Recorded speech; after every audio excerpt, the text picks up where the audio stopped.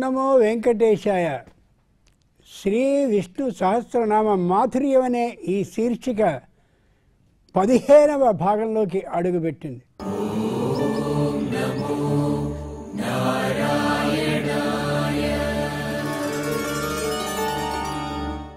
అమ్మవారికి చాలా ఇష్టమైనటువంటి సంఖ్య 15, 16 రెండు కూడా.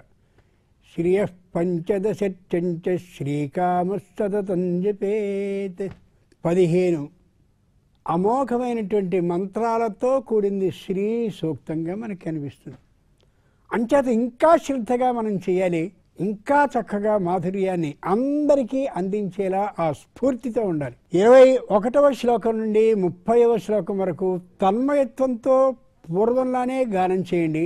ఇంకా దాంట్లో విశేషాలు ఏమున్నాయో దాన్ని నేను తెలియచేస్తాను. ప్రారంభించండి. సువర్ణో భుజగోత్తమః హిరణ్యనాభస్తుతపాః పద్మనాభ ప్రజాపతిః అమృత్యుః సర్వదృక్సింహః సంధాతా సంధిమాన్ స్థిరః అజో దుర్మర్షణః శాస్తా విశ్రుతాత్మా సురారిః గురుర్గురుతమో ధామ సత్య సత్య పరాక్రమః నిమిషో నిమిషస్రగ్వి వాచస్పతిరుధారధీః అగ్రణీ గ్రామణీ శ్రీమాన్ న్యాయో నేతా సమీరణః సహస్రమూర్ధా విశ్వాత్మా సహస్రాక్షః సహస్రపాత్ ఆవర్తనో నివృత్తాత్మా సంవృతః సంప్రమర్దనః అహ సంవర్తకో వహ్ని అనిలో ధరణీధరః సుప్రసాద ప్రసన్నాత్మా విశ్వసృడ్విశ్వభుగ్ విభుః సత్కర్త సత్కృతః సాధుః జహ్నున్నారాయణో నరః అసంఖ్యేయో ప్రమేయాత్మా విశిష్టశిష్టకృచ్చుచిః సిద్ధార్థ సిద్ధ సంకల్పః సిద్ధిద సిద్ధి సాధనః వృషాహి వృషభో విష్ణుః వృషపర్వా వృషోధరః వర్ధనో వర్ధమానశ్చ వివిక్త శృతి సాగరః సుభజో దుర్ధరో వాగ్మి మహేంద్రో వసుదో వసుః నైకరూపో బృహద్రూపః శిపివిష్ట ప్రకాశనః ఓజస్తేజోజ్యుతిధరః ప్రకాశాత్మ ప్రతాపనః రుద్ధ స్పష్టాక్షరో మంత్రః చంద్రం సుర్భాస్కరద్యుతిః. ఇప్పుడు మనం చదివిన దాంట్లో మరో కొత్త విశేషాన్ని తెలుసుకుందాం. సత్య సత్యపరాక్రమః. సత్యపరాక్రమః. విశ్వామిత్రుడు శ్రీమద్ రామాయణంలో వేగంగా వచ్చాడు. ఆయన ఎప్పుడూ మంచి వేగంగా నడిచే లక్షణం ఉన్నవాడు. మాట కూడా చాలా కఠినంగా ఉంటుంది, గుచ్చుకున్నట్టుగా ఉంటుంది. ఈవేళ లోకంలో ఏ ఏ తీరు మనుషులున్నారో, ఏ ఏ విధంగా మాట్లాడతారో అవన్నీ కూడా శ్రీమద్ రామాయణ భారత భాగవతాల్లో మనకి కనిపించి తీరుతాయి. వాళ్ళు అలా మాట్లాడడం వల్ల ఏ నష్టాన్ని పొందారో, లాభాన్ని పొందారో వాళ్ళ చరిత్రను తెలుసుకుంటే మనకు కూడా ఇలా అవ్వబోతోందనేది అర్థమవుతుంది. వచ్చి శీఘ్రమాఖ్యాతమాం ప్రాప్తం కౌశికంగా అధినస్తుతం. పైన దశరథ మహారాజు తన 4 పిల్లలకి చక్కనైన వివాహాలు చేయాలనే ఆలోచనతో సభ పెట్టుకుని మంచి సమావేశంలో ఉన్నాడు. నేను పైకి వెళ్ళొచ్చా, పైకి వెళ్ళమంటావా, ఓసారి నేను వచ్చానని చెప్పు అలా. శీఘ్రమాఖ్యాతమాం ప్రాప్తం కౌశికంగా అధినస్తుతం. గాధి అనేటటువంటి ఆయన కొడుకైన విశ్వామిత్రుడు వచ్చాడని చెప్పు అని అక్కడున్న ఆ కింద ఉండే ద్వారపాలకుడు చెప్పాడు. వాడు వణికిపోయాడు. ఇదేమిటిరా, నేను ఆయనకి పరిచయం లేదు, ఆయన నాకు తెలియదు, మొట్టమొదటి ఈ స్థాయిలో మాట్లాడేమిటని. ఆ కళ్ళు, ఆ వేషం, ఆ పద్ధతి అంతా చూసి గబగబగబా పైకి వెళ్ళిపోయి చెప్పాడు. పోనీ అప్పుడు దశరథుడు ఏమనాలి, నేను సమావేశంలో ఉన్నాను, అందులో పిల్లల యొక్క సమావేశంలో ఉన్నా, మంచి సంబంధాల కోసం వెతుకుతున్నా, రేపు రమ్మను అనొచ్చుగా. ఆయన అలా బాబోయ్ అనుకుంటూ పరిగెత్తుకుని ఆయన కిందకి వచ్చాడు. అది విశ్వామిత్రుని శక్తి. ఎందుకు అలా వచ్చాడు, ఎందుకు అలా మాట్లాడాడు? సీతమ్మతో రామచంద్రుని పెళ్లి చేయించవలసిన బాధ్యత నేను భుజాల మీద పెట్టారు వైకుంఠంలో. ఆయన తపస్సు చేసుకుంటూ చేసుకుంటూ చేసుకుంటూ ఆ తపో ఆనందంలో మర్చిపోయాడు. ఆయన తపస్సు చేసుకుని ఒక్కసారి గమనించుకున్నాడు, అబో సీత వివాహం చేయించవలసిన సమయం వచ్చిందే, ఆయన అక్కడ సమావేశం ఏర్పాటు చేసుకున్నాడు, నేను ఆలస్యం అయిపోయిందని కంగారులో ఉన్నానని ఆ కోపం అంతా తీసుకొచ్చి ఈ ద్వారపాలకుడి మీద చూపించాడు. కొంతమంది లోకంలో ఇంతే, వాడికి ఏదో ఉంటుంది, అది ఎవడమేదో అలా చేస్తారు. ఇది కూడా శ్రీమద్ రామాయణంలోని పోలికే. వెళ్ళిన తర్వాత అందరి చేతులు చూశాడు ఆయన. పూర్వం రోజుల్లో తాంబూలాలు ఇవ్వడం అంటే వాక్ దానం చేయడమే తాంబూలం. ఓ మాట ఇచ్చాడంటే అయిపోయినట్టే. మనకి మామూలు వివాహ మంత్రాల్లో కూడా ఉంది, వృణీర్థం తస్మై దాస్యామి, వృణీర్థం తస్మై దాస్యామి, వృణీర్థం తస్మై దాస్యామి అని పలికిస్తారు. ఖచ్చితంగా అండి, మా అమ్మాయిని తొలగిస్తాను, మా అమ్మాయిని తొలగిస్తాను, మా అమ్మాయిని తొలగిస్తాను ముమ్మారు అనిపిస్తారు. ఓసారి ఇష్టం లేకుండా అనొచ్చు, ఓసారి స్పష్టత లేకుండా అనొచ్చు. 3 సార్లు అంటే అంతే, కట్టుబడ్డట్టే. ఎవరి చేతిలోనూ తాంబూలాలు లేవు అమ్మాయ్యా. కాబట్టి ఎవరికి పెళ్ళి ఇంకా నలుగురి విషయంలో నిశ్చయం కాలేదు అని అనుకుని అప్పుడైనా ఏమనాలి, నువ్వేదో పెళ్లి సమావేశం చేసుకుంటున్నట్టున్నావు, తర్వాత నేను వస్తాను అనాలా? అనకుండా నేను చిన్న మాట అడుగుతాను, నేను అడుగు. రామం నేతుమిచ్చసి, మీ అబ్బాయిని రామచంద్రుని పట్టుకుపోదాం అనుకుంటున్నాను. పురాణం ఎంత గొప్పగా ఉంటుందో చూడండి. అదేమిటి మా అబ్బాయిని తీసుకెళ్తానంటావు? ఊన షోడశ వర్షో మే రామో రాజీవలోచన. మా అబ్బాయికి ఇంకా 16 ఏళ్ళు రాలేదయ్యా. రాజీవలోచన, పద్మం ఉంటుందే, సూర్యుడు అలా అస్తమించగానే ఇలా మూసుకుపోతుంది. మా అబ్బాయి పద్మాల్లాంటి కళ్ళు కలిగినవాడు. సాయంత్రం అయిందంటే అలా కునికి పట్టు పడుతూ ఉంటాడు. మనం పిల్లలు చూస్తుంటాంగా, వీడిని పట్టుకుపోతే ఏం లాభం? ఆయన అన్నాడు, 16 ఏళ్ళు దాటినట్టయితే నేను అడిగే హక్కు నాకు ఉండేది కాదు, 16 ఏళ్ల లోపు వాడు కాబట్టి ఇతడే నాకు కావాలన్నాడు ఆయన. బాలో 12 వర్షోయం అకృతాస్త్రస్య బాలక. దశరథుడు వంకలు చెప్తున్నాడు, మా అబ్బాయికి 12 ఏళ్ళే, అస్త్రాలు ఏం రావు.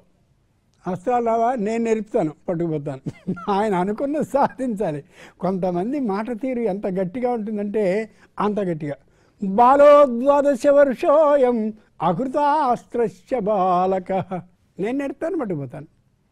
ఇదేమిటయ్యా, పెళ్ళి పెట్టుకున్నాను నేను, ఎవరో చాలామంది వచ్చారు, వాళ్ళలో ఎవరికన్య బాగుంటుందా అని ఆలోచించుకుని ఆ అమ్మాయి కట్టబెడదాం అనుకుంటూ ఉంటే నువ్వు ఇలా అడ్డొచ్చావేమిటి అనగలిగిన ధైర్యం ఈయనకి లేదు, అనేటటువంటి శక్తి ఆయనకి లేదని ఈయన ఊరుకోవడం లేదు. ఇది పరిస్థితి. అప్పుడు ఎందుకు ఇలా ఆలోచిస్తున్నావు? అప్పుడు ఒకటి అన్నాడు, అహం వేద్మి మహాత్మానం రామం సత్యపరాక్రమం. ఇప్పుడు చిన్నే సత్యపరాక్రమం అనే మాట. అది ఏమయ్యా, మీ అబ్బాయి గురించి నీకు తెలియదు, నాకు తెలుసు.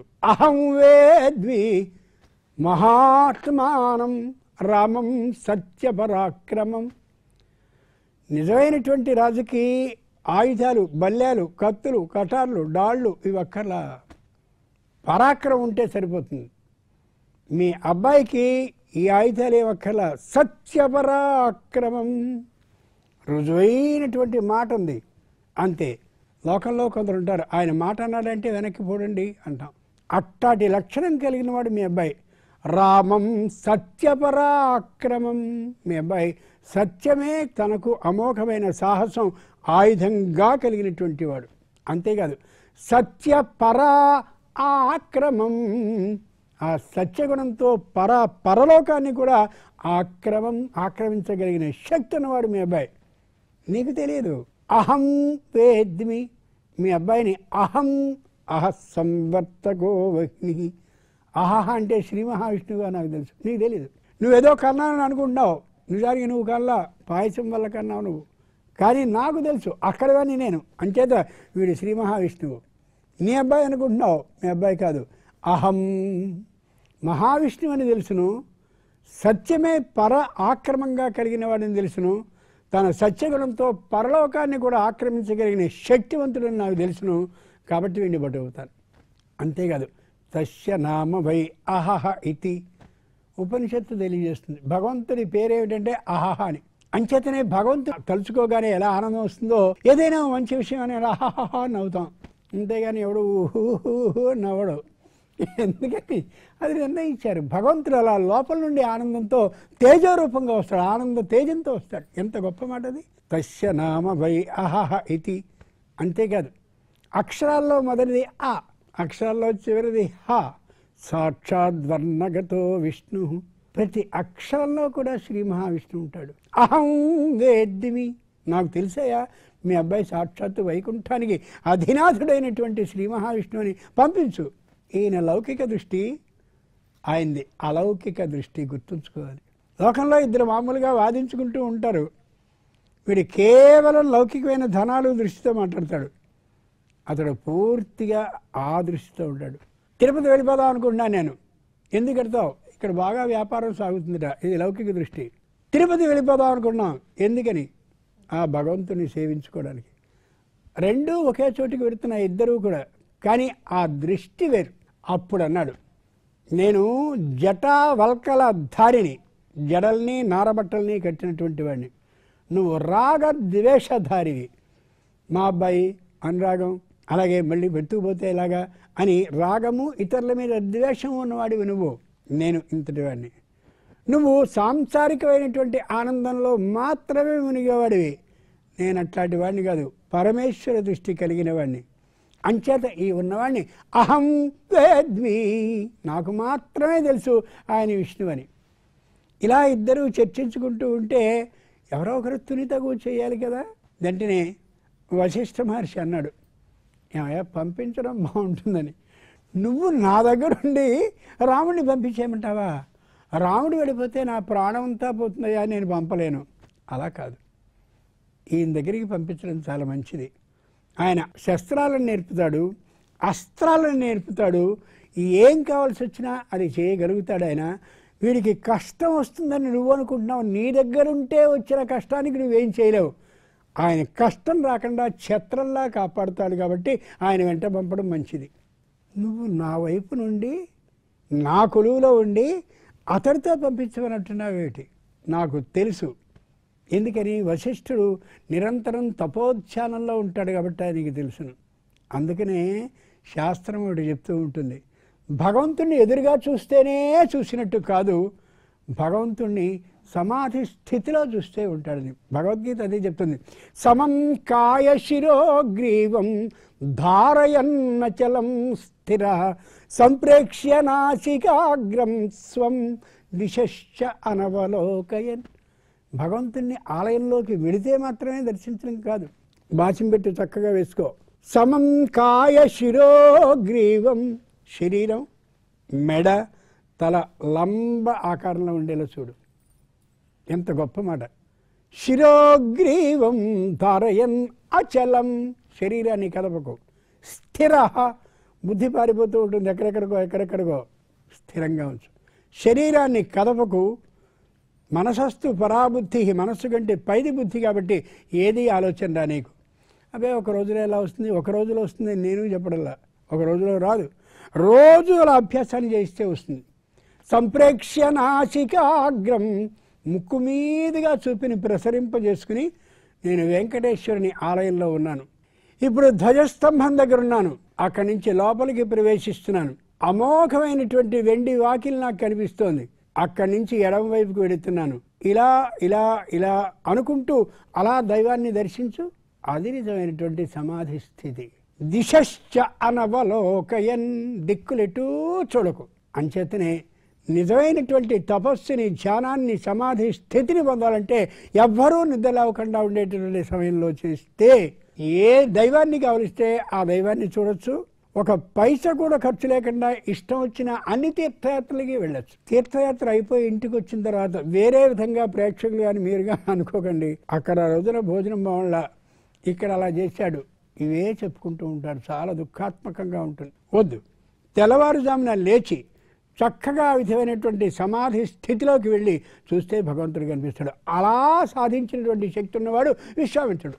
అంచేత అహం వేద్మి మహాత్మానం రామం సత్యపరాక్రమం. ఇది నిజం కాబట్టే ఏ రామచంద్రుడు వాలిని వధించాడో ఆ వాలి స్వయంగా రామచంద్రునికి సాష్టాంగపడుతూ నేను తప్పు చేశాను, నీదేం తప్పు కాదు అన్నాడు. సత్యపరాక్రమ. ఆశ్చర్యంగా లేదు? ఒప్పుకున్నాడు వాడు. తిట్టలా కొట్టలా ఏం చేయలే. నువ్వు చేసింది తప్పని నీకు అర్థమైంది చాలు.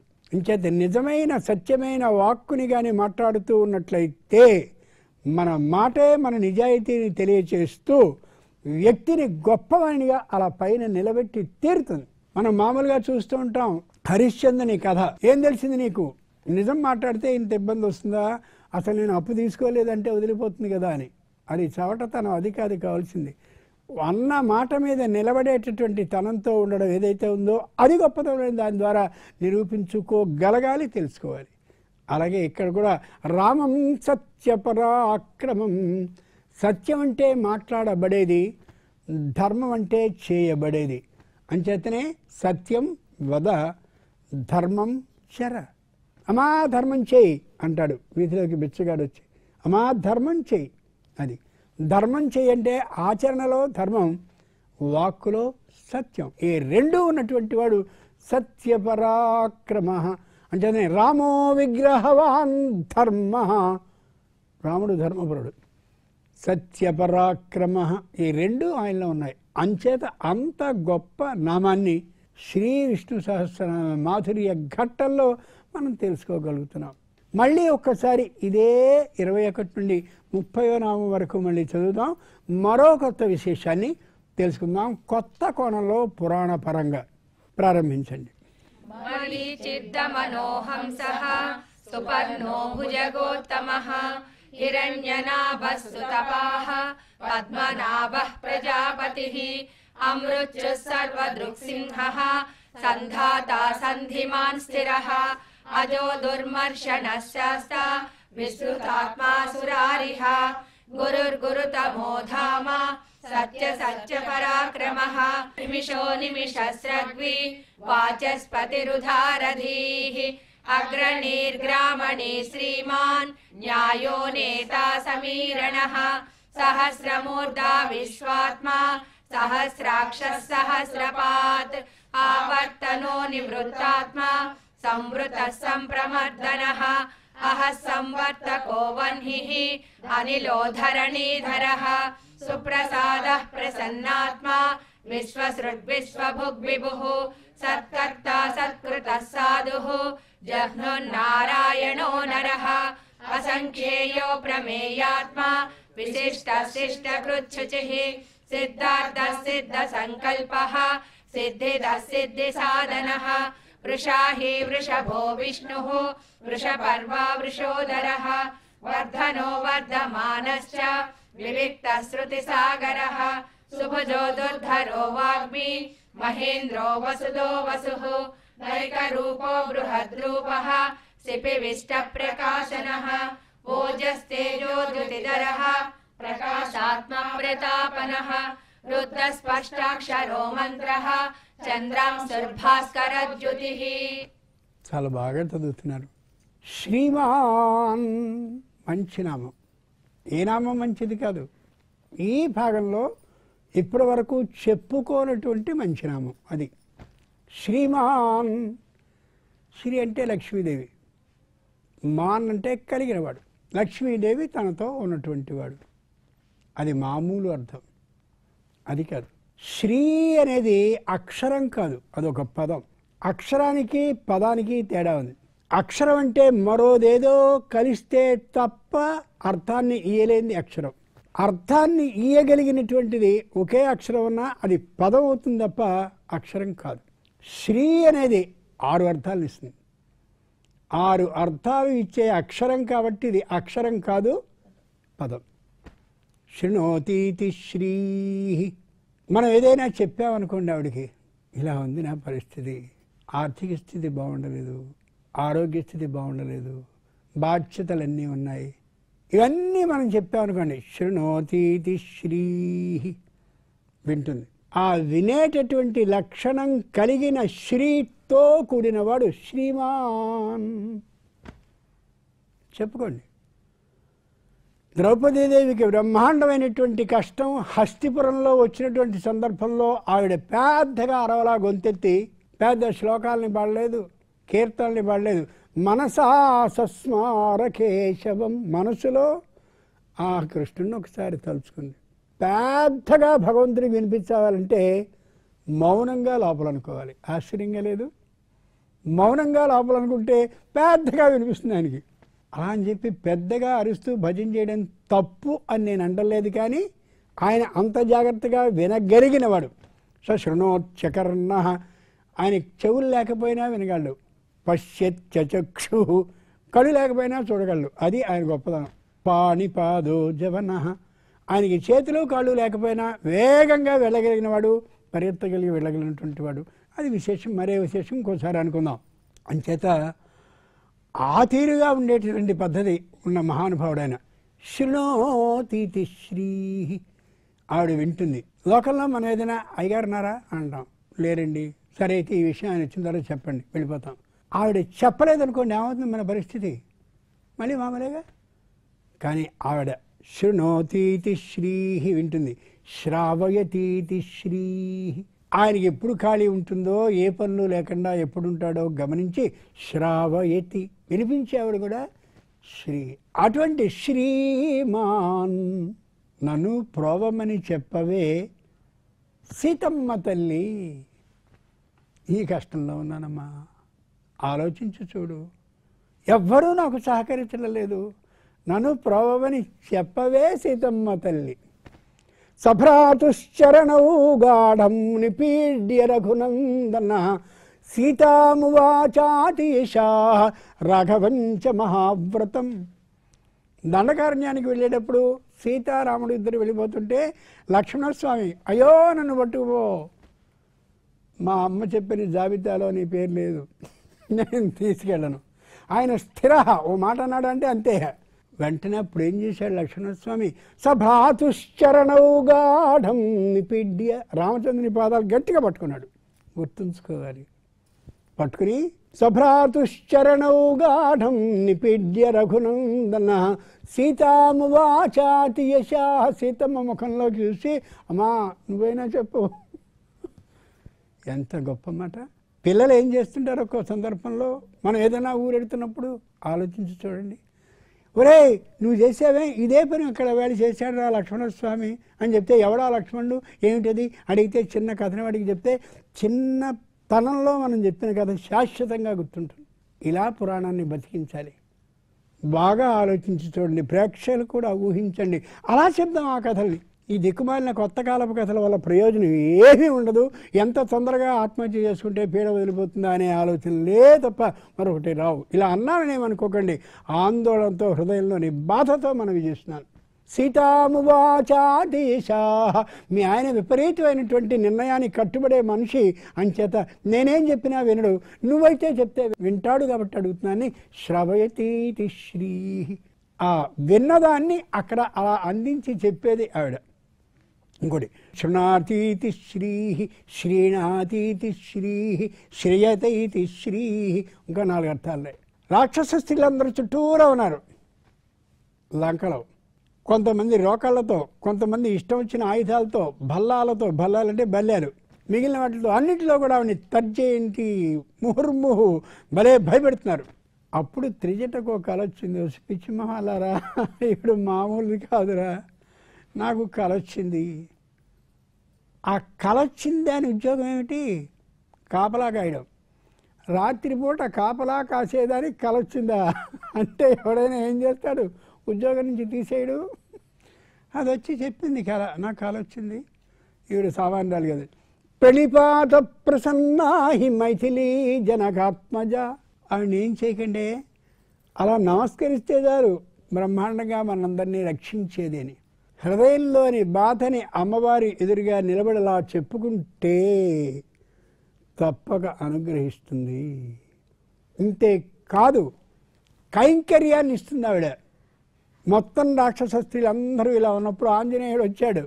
నిన్ను భయపెట్టిన వాళ్ళు, బాధ పెట్టిన వాళ్ళు ఎవరెక్కడికి ఉన్నారు చెప్పు, వాళ్ళ పేర్లు, వాళ్ళని చూపించు అన్నప్పుడు ఏం చేయాలి ఆవిడ? ఇగో ఈవిడ, వాడు చెప్పదు. నకశ్చిన్నాపరాధ్యతి. వీళ్ళందరూ ఉద్యోగస్తురాళ్ళు. ఆ పైవాడు ఏం చెప్తే దానికి అనుగుణంగా చేయవలసిన వాళ్ళు. జీతభత్యాల కోసం ఆ పనులు చేశారు. నకశ్చిన్నాపరాధ్యతి, తప్పు చేయని వాడు ఎవరున్నారు? విశేషం ఏంటంటే, నువ్వు కూడా లేడిని అడిగి కదా వ్యవహారం చేశావు, దానివల్ల కదా ఈ కష్టం అంతా వచ్చింది. పరోక్షంగా అనే మాట అనలేదు, మన ఊహ. అంచేత ప్రతివాడు తప్పు చేస్తాడు. అంచేత ఏం అనుకోకు, వీళ్ళని ఏమీ చేయొద్దు. సీతాదేవి ఆంజనేయుడితో రాక్షస స్త్రీల గురించి చెప్పిన మాట. అంచేత వినేది, వినిపించేది, రక్షించేది, రక్షించడానికి అవకాశాన్ని ఇచ్చేది, కైంకర్యాన్ని అలా మనందరికీ ఇయ్యగలిగింది ఎవరంటే శ్రీ. అటువంటి లక్ష్మీదేవితో మాన్, శ్రీమాన్ అటువంటి లక్ష్మీదేవితో కలిగి ఉన్నటువంటి వాడు ఆయన. ఈ లక్షణాలన్నీ ఆవిడికి ఉండడం, ఆయనతో ఉండడం కారణంగా వస్తుంది. రామదాసు ఉన్నాడు, భక్తరామదాసు బ్రహ్మాండంగా ఆలయాన్ని కట్టించడానికి వెళ్ళాడు. పిల్లవాడు గంజిగుంటలో పడి పోయాడు, దురదృష్టవశాత్తు ఉద్యోగం పోయింది. అంతేకాదు కారాగారంలో వేశారు. అంతేకాదు ఇంత మంచి పని చేస్తున్న వాడిని ఇష్టం వచ్చినట్టుగా కొట్టారు, రక్తం వచ్చేలా కొట్టారు. ఏమిటి దేవుణ్ణి నమ్ముకుంటే నాకు వచ్చింది అనుకోలా, ఇది కూడా నీ చేస్తే, నువ్వే చేస్తున్నావు, ఏదో పాపకర్మ ఫలం నాకుంది, కర్మ క్షయం అయిపోతుందని అదే మాట మీద నిలబడ్డాడు.